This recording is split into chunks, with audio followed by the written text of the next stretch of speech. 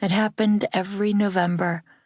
The people in Wolfridge were suddenly overwhelmed with a hunger for violence. No one was sure why or when it started, but we were plagued and delighted by images and dreams of murdering strangers and friends and ourselves. Everyone knew it was real, but we all pretended it wasn't. Just a boogeyman story you tell kids to keep them from getting in trouble when they're older. Our parents lied to us and said it was an urban legend, but we all knew they dreamed about slitting their own parents' throats. We all knew.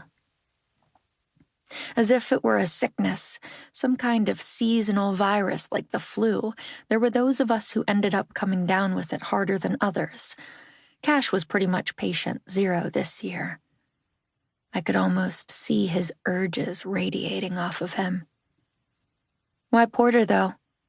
I dropped the cigarette and stubbed it out with the toe of my shoe. Cash slid his hands into his pockets. I could see his cheeks were turning pink, cold-bitten. It was getting darker. We needed to leave. Because he deserves it the most. Cash watched the city below us. The streetlights were popping on in rows. I didn't know what Porter Dawes had done to make Cash mad, but it was November, so it could have been nothing. It could have been that Porter looked at him wrong. Our November sickness had infected Cash to his core. He must have carried the virus from birth, sleeping inside him. But now, it was awake, and it was hungry. I looked over my shoulder at the car, parked a few yards back, behind the dead-end sign nailed to the fence blocking the rest of the dirt road. The fence was new. Last November, Kristen Daniels smashed through the old one in her dad's truck. I remembered my pulse quickening when the news made its way through the school hallways, my mouth watering. Cash skipped school that day and came up here to see the crime scene tape laced through the tree limbs, to peek over the edge of the bluff and see the mangled remains of the truck at the bottom. It took them days to remove it. A few of us stood along the tree line smoking cigarettes as they brought the crane in to lift it out of the twisting branches and underbrush. There was a constellation of blood spatter across the spider-webbed windshield.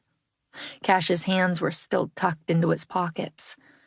I wanted to slide my fingers around his wrist, inch my hand between his arm and hip bone. I didn't. I looked down at Wolfridge, watched the headlights moving down Getty Street.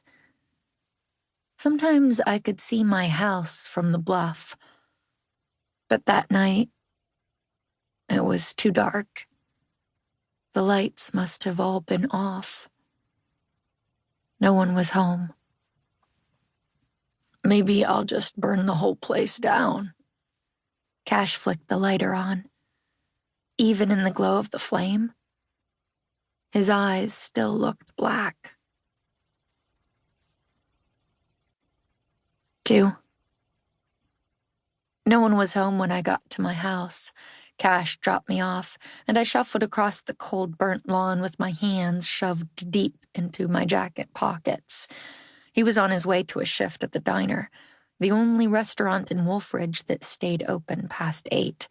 If you wanted the chain places, you had to take the interstate a good 15 miles into the city. We hardly ever did. I pushed the door shut behind me with my foot, dropping my backpack on the floor. The house was quiet. Only the small lamp in the living room was on.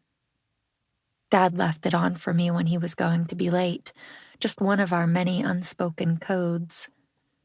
As I moved through the house, I flicked lights on. Being there alone in the dark made me anxious. When Dad got home, he'd probably make a joke about the electric bill. He taught history at the high school, but with all the budget cuts, he'd also had to pick up some extra tutoring jobs over in the city.